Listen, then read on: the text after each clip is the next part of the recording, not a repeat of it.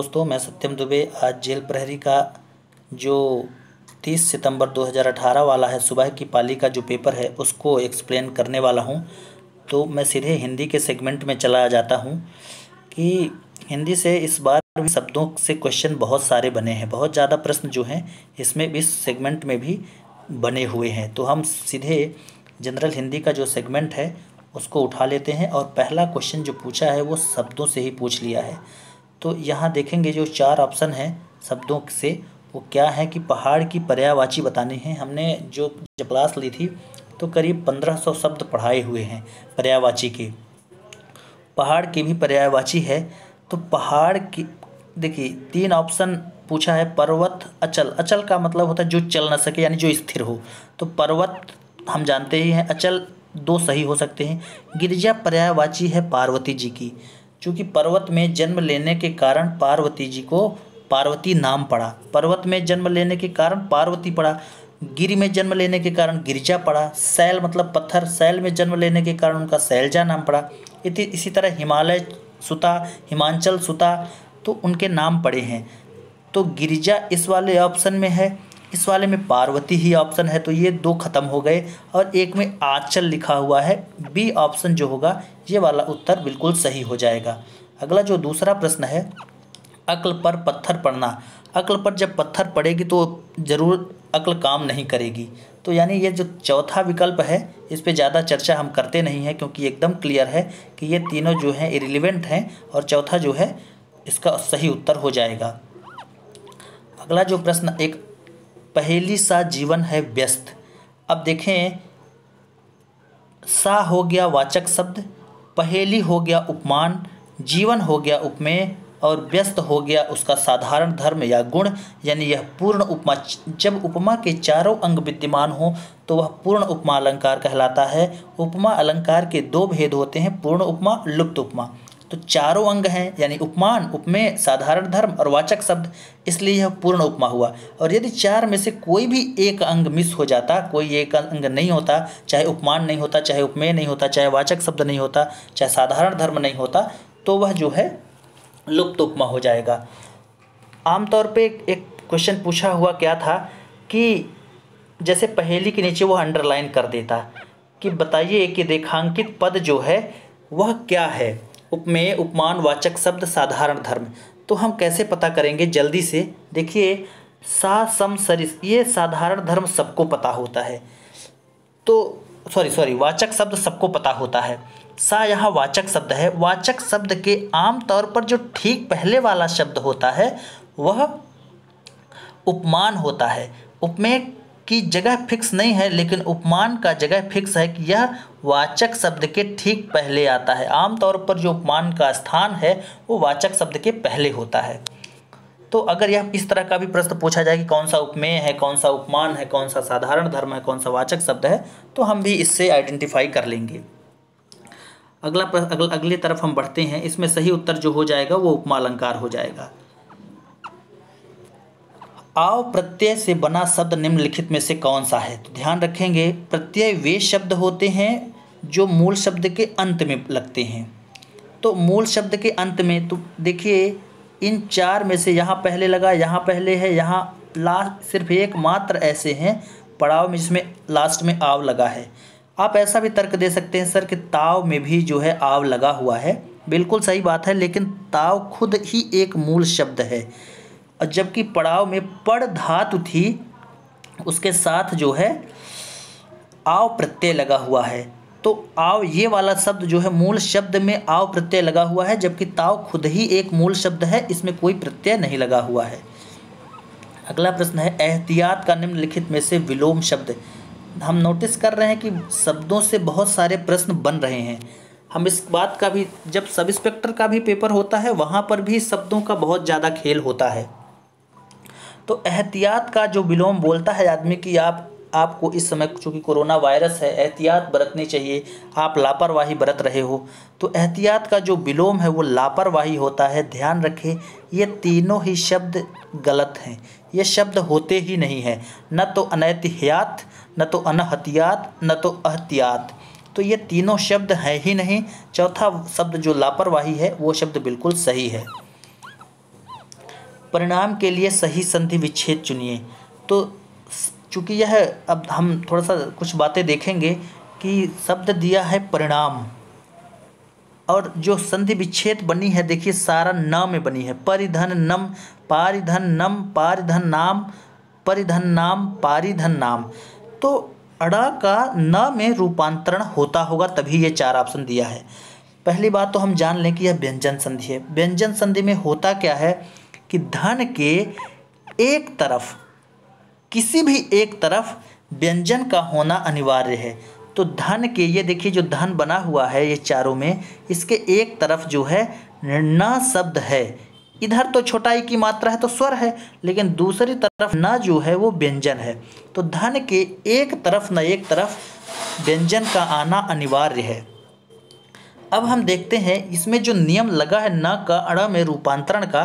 तो देखिए जब कभी व्यंजन संधि में क्या होता है कि एक तरफ र आए, श षटकोण वाला आए, या तो री ऋषि वाला आए, और जो दूसरी तरफ है, एक तरफ मतलब धन के एक तरफ र आए, श षटकोण वाला आए या री ऋषि आए, और दूसरी तरफ न या म आए दूसरी तरफ, और इसके बीच में यानी यहाँ पर या तो क वर्ग का कोई भी यानी क ख ग घ अंग, या तो प वर्ग का कोई प फ ब भ म आए, या कोई अनुस्वार आ जाए, या य व ह आ जाए, तब जो है न या म जो है अड़ा में रूपांतरित हो जाते हैं। न जो है, सॉरी, न का जो प्लेस है, न जो है वो ये वाला जो रूपांतरण होगा, यहाँ पर जो न आएगा, एक दूसरी तरफ जो न आए यहाँ पर, तो वो अड़ा में बदल जाएगा यहाँ पर। अब जैसे मान लीजिए देखिए लिखा है परिधन नाम, यहाँ रसरी के बाद न आए, ऐसा समझेंगे, रसरी के बाद न आए, तो इसमें रसरी के बाद न आया हुआ है। अगर म भी आता तब भी, और कभी कभी ऐसा होता है कि एक तरफ रसरी हो, दूसरी तरफ न या म हो, और यहाँ कुछ भी नहीं हो तो और अच्छा, और अगर हो यहाँ पर, अगर यहाँ पर कुछ नहीं है तो और अच्छा, और अगर हो यहाँ पर कोई चीज़ तो वो होगा या तो क ख ग घ अंग, या तो प फ ब भ म, या तो य व ह, या तो कोई अनुस्वार। तो ध्यान देंगे जैसे लिखा है परिणाम में एक तरफ र है, ये वाला इधर है, देखिए ये र है परी, और इधर है म लास्ट में, और बीच में प फ ब भ म, या तो कोई अनुस्वार यानी न शब्द है, तब जो है जो न है, न का जो रूपांतरण है वह अड़ में होगा। देखिए रूपांतरण हमेशा न का ही होगा, जहाँ जहाँ न होगा उसका रूपांतरण ही होगा, तो बन जाएगा न बनेगा अड़ में, तो हो जाएगा परिणाम। जैसे मान लीजिए लिखते हैं, एक शब्द लिखते हैं कृष्ण धन न, एक तरफ श षटकोण है, दूसरी तरफ न है, लेकिन इसके बीच में यहाँ पे कुछ भी नहीं आया, तो और अच्छी बात है, ये सीधे न जो है अड़ा में ही रूपांतरित हो जाएगा। अब चाहे कृष्ण हो चाहे विष्णु हो, ये इसी नियम पे काम करेंगे, इसे रसरी का नियम भी कहते हैं। तो इस हिसाब से जो सही उत्तर बनेगा परिधन नाम, यानी कि जो तीसरा उत्तर है परि, ये अड़ा में बदल जाएगा ना, और ये म है ही, तो परिणाम हो जाएगा। स्रोत का शुद्ध रूप निम्नलिखित में से कौन सा है? तो ध्यान रखें जो स्रोत लिखा जाता है एक कई बार वर्तनी में ऐसा लिखा मिल जाता है, तो ध्यान रखेंगे ये स्रोत है और ये बिल्कुल गलत है। स्रोत का जो सही शब्द है वो सरोते में ऐसा हलंत लगा रहता है, इसलिए ये जो है त्र जैसे लिखने लगता है कि ये त्र लिखा हो ये वाला, जबकि ये हिस्सा ऐसा होता है, और ये सरोते में आय का स्रोत क्या है आपका, आय का स्रोत, न कि आय का स्रोत। अगला चर्चा करते हैं, शांत रस का स्थायी भाव होता है निर्वेद। बाकी ये जो तीनों हैं ये कोई स्थायी भाव नहीं है। निर्वेद का मतलब है निह धन वेदना, मतलब मोक्ष की बात, कोई पीड़ा किसी के मोह ममता की बात नहीं होगी, मोक्ष और आध्यात्म की बात की जाएगी। प्रमाण के लिए सही संधि विच्छेद को चुनिए। देखिए मैंने आपको अभी रसरी का नियम बताया है ऊपर, इस वाले में भी एक तरफ प्र मतलब प्र लिखा हुआ है, ऐसे ऐसे लिखते हैं प्र। एक समझाने के लिए मैंने इसको लिखा है, सही में ऐसे लिखा है, लेकिन देखिए प्र में र है तो एक तरफ र आया, दूसरी तरफ ये लिखा है मान। तो अब देखिए एक तरफ रसरी में से कोई भी एक लेटर हो और दूसरी तरफ न या म आए, तो न आया है, और इनके बीच में जो है या तो कख गघ अंग हो या तो पफ बभ म हो, तो म है पफ बभ म, तो न जो है अड़ में बदल जाता है, तो अड़ में बदल गया है ये। तो इसका जो सही उत्तर होगा वो होगा प्रधनमान। एक रूपता का विलोम होगा अनेक रूपता, तो अनेक रूपता ऑप्शन में हमको दिख नहीं रहा है, ये भी जो है शब्द का ही प्रश्न था। अनेक रूपता दिख नहीं रहा है तो अनेक रूप हो जाएगा। ये देखिए अनेक, यहाँ रूस लिखा हुआ है, यहाँ अनेक लिखा हुआ है, यहाँ अनेका लिखा हुआ है, तो ये वाला जो उत्तर सही हो जाएगा। यह प्रश्न वर्तनी का प्रश्न है और विलोम से संबंधित तो है ही। जो पहले हो चुका है, यह अनेक शब्दों के लिए एक शब्द के का जो प्रश्न है, इसका एक है कि जो घटना पहले घट चुकी हो, जो पहले हो चुका हो, तो इसका जो सही उत्तर है वो होगा भूतपूर्व। वर्तमान तो अभी का है, अभूतपूर्व का मतलब जो घटना पहले न घटी हो, अभूतपूर्व, और जो घट गई हो वो भूतपूर्व। बहुत आसान था ये कि न घटी हो वो अभूतपूर्व, कि यह अभूतपूर्व घटना है। कोरोना की घटना अभूतपूर्व घटना है, मतलब ऐसी घटना पहले कभी नहीं घटी। जो ईश्वर को न माने, देखिए दो प्रश्न तो आपसे सीधे सीधे अनेक शब्दों के लिए एक शब्द का पूछ लिया गया है, एकदम 11वां क्वेश्चन और 12वां क्वेश्चन। जो ईश्वर को न माने तो नास्तिक होता है, न आस्तिक, जो जिस पर ईश्वर की आस्था नहीं हो, तो इसका जो सही उत्तर है वो नास्तिक हो जाएगा। आस्तिक का मतलब जो ईश्वर को माने। नतमस्तक मतलब होता है जो झुके, नत अपने मस्तक को नत करे यानी झुकाए। तो ये तो लिखा है नस्तिक, तो नस्तिक कोई शब्द नहीं है, हम ध्यान रखेंगे। यह वर्तनी और अंग्रेजी माध्यम के बच्चों को थोड़ा सा परेशान करता है, तो नास्तिक सही उत्तर होगा इसका। अगला जो प्रश्न है याक्षिणी, तो ध्यान रखेंगे होता है यक्षिणी। ये यक्षिणी जो होती हैं शिव की दासियां होती हैं या अप्सराएं होती हैं, जो तंत्र मंत्र विद्या वशीकरण वाले उससे संभूत प्रेत विद्या से संबंधित होती हैं। तो इसका जो यक्ष से मिलके बना है, यक्ष से यक्षिणी, इसका जो है स्त्रीलिंग है।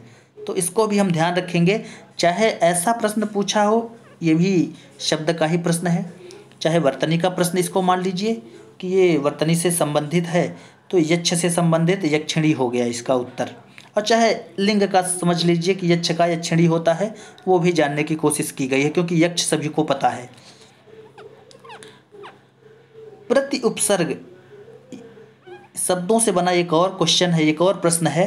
प्रति उपसर्ग वे शब्द होते हैं जो मूल शब्द के पहले लगते हैं।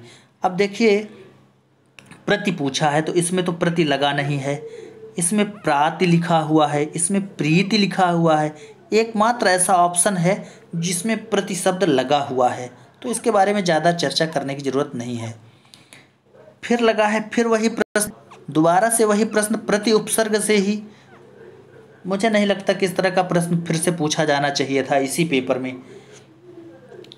प्रति उपसर्ग से बना शब्द निम्नलिखित में से कौन सा है, तो इसमें भी उसी तरह के ऑप्शन बिल्कुल हैं और उसी तरह का चौथा उत्तर भी सही है।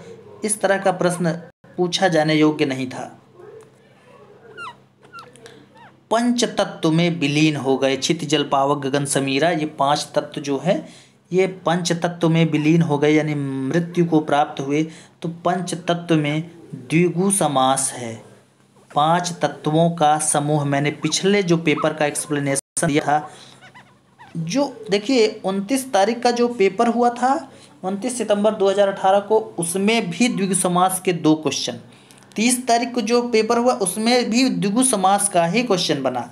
अपंचतंत्र का, और उसमें भी बहुब्रीहि समास ठीक इसी तरह का ऑप्शन सेट था। उसमें भी तीसरे नंबर पे बहुब्रीहि समास जानबूझ के दिया गया था कि आप द्विगु समास मारने के पहले बहुब्रीहि समास में देखिए 5 तत्व आदमी बोलता है, तो 5 तत्व में क्षिति जल पावक गगन समीरा जो है 5 तत्वों का जो समूह है, इस वजह से इसका जो नाम है वो द्विगु समास, चूँकि प्रथम पद जो है संख्यावाची होने के कारण। अगला जो प्रश्न है हरफन मौला। हरफन मौला का मतलब होता है हर कला में माहिर, हर फन में मौला, हर फन में मौला। तो जो पहला वाला उत्तर होगा वो बिल्कुल सही होगा। देखिए यहाँ मीला लिखा हुआ है, हर फेन लिखा हुआ है, हर फेन में माला, तो ये तो एक सामान्य विद्यार्थी भी बता देगा कि हरफन मौला का सामासिक विग्रह जो है क्या होगा। यहाँ पे अगर इसको प्रश्न पूछना था तो इस तरह का कुछ प्रश्न पूछता कि हर फन का मौला, हर फन से मौला, इस तरह का प्रश्न पूछ के उसको थोड़ा सा इस ऑप्शन को कठिन बनाना था, लेकिन इस तरह का ऑप्शन देकर इस प्रश्न की जो महत्ता थी वो उसने ख़त्म कर दिया। नदी के लिए सही पर्यायवाची वाले शब्दों की पंक्ति को चुनें। नदी की पर्यायवाची है, देखिए सरिता होती है, तो इसमें तो ये है ही नहीं। अगला है इसमें तटनी होता है, तो इसमें तटीनी लिखा हुआ है, ये गलत। और ऊपर से तरंगिणी, तरंगों को के रूप में बहने वाली, तो तरंगिणी होना चाहिए, तो तरंगिणी लिखा है, तरगिड़ी लिखा था। यहाँ पे जो है यहाँ भी तरगिड़ी ही लिखा हुआ है, और ये यहाँ पर जो होना चाहिए वो तरंगिणी होना चाहिए। जो चौथा उत्तर है सरिता तरंगिणी तटिनी, ये एकदम सही उत्तर है। यहाँ तटनी दिया हुआ है, इस ध्यान रखेंगे, कंफ्यूज नहीं होंगे। ये वाला जो तटिनी है तटों को बनाने वाली, 2 तटों में बहने वाली, इसका उत्तर सही है। तो चौथा वाला जो विकल्प है बड़ी सावधानी से हम इसको देखेंगे। को तुम है घनश्याम हम तो बरसों कित जाए, नहीं मनमोहन है प्रिय फिर क्यों पकड़त पाओ, यहाँ दिर नहीं है, यहाँ फिर शब्द है। तो ध्यान रखेंगे यहाँ 4 ऑप्शन दिए हैं, इसमें से एक ऑप्शन है वक्रोति अलंकार। वक्रोति का मतलब है कहा कुछ जाए और जाने अनजाने में समझा कुछ और जाए, बोला कुछ और जाए और समझा कुछ और जाए, चाहे जानबूझकर और चाहे अनजाने में। तो देखिए एक तो बर्तनी बहुत अच्छे से देखिएगा, वक्र उक्ति टेढ़ी कथन, मतलब बोला कुछ जाए समझा कुछ जाए। एक कबूतर देख हाथ में पूछा कहाँ अपर है, उसने कहा अपर कैसा, वह तो उड़ गया सपर है, इस तरह का जो प्रश्न है, मतलब बोला कुछ जाए समझा कुछ जाए, चाहे जानबूझकर चाहे अनजाने में। तो जो अपर सपर वाला उदाहरण था उसमें जानबूझ के जो है वो अनजाने में जो है नूरजहां अपर का 2 अर्थ निकाल लेती हैं। लेकिन यहाँ राधा जी जो हैं कृष्ण से रूठी हुई हैं, और कृष्ण जी दरवाज़ा पीटते हैं, दरवाज़ा खटखटाते हैं, तो राधा जी अंदर से कहती हैं तुम कौन हो, तो कृष्ण जी बाहर से कहते हैं घनश्याम हूँ मैं। तो राधा जी कहती हैं तो यहाँ क्या कर रहे हो, जाओ कहीं जाके बरसो। अब राधा जी जानती हैं कि कृष्ण भगवान खड़े हैं, वो घनश्याम बोलती हैं। घनश्याम के 2 अर्थ होते हैं, एक बादल और एक कृष्ण।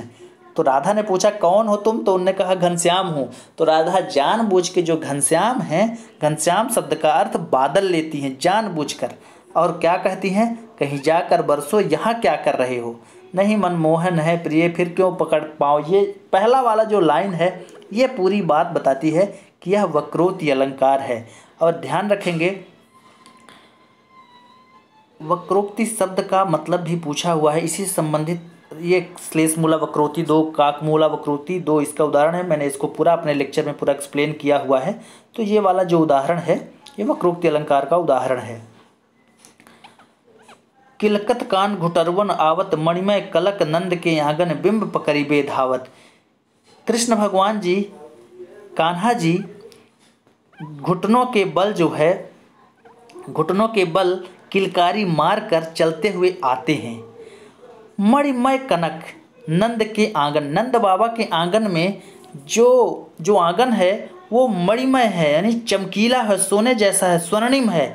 तो उसमें जो कृष्ण भगवान की परछाई बनती हैं आंगन में, उस परछाई को कृष्ण भगवान पकड़ने के लिए दौड़ते हैं। बिंब पकड़िबे धावत, तो यहाँ पर आनंद बाबा ये बात, जब कृष्ण भगवान का आंगन में दौड़ना खेलना, ये जो है अद्भुत रस, वात्सल्य रस, शांत रस, भक्ति रस में कोई भी बहुत आराम से बता देगा कि यह वात्सल्य रस है। किलकत का किलकारी मारते हुए कान्हा जी घुटनों पे आते हैं और नंद बाबा के आंगन में वो अपने बिंब पकड़ने को, उनकी ये घटना जो है वात्सल्य रस का उदाहरण है। तो आज जो है हिंदी का यह सेगमेंट मैंने एक्सप्लेन किया है, और अगले लेक्चर में मैं हिंदी का जो अगला सेगमेंट होगा उसको पूरा एक्सप्लेनेशन दूंगा। तब तक के लिए नमस्कार।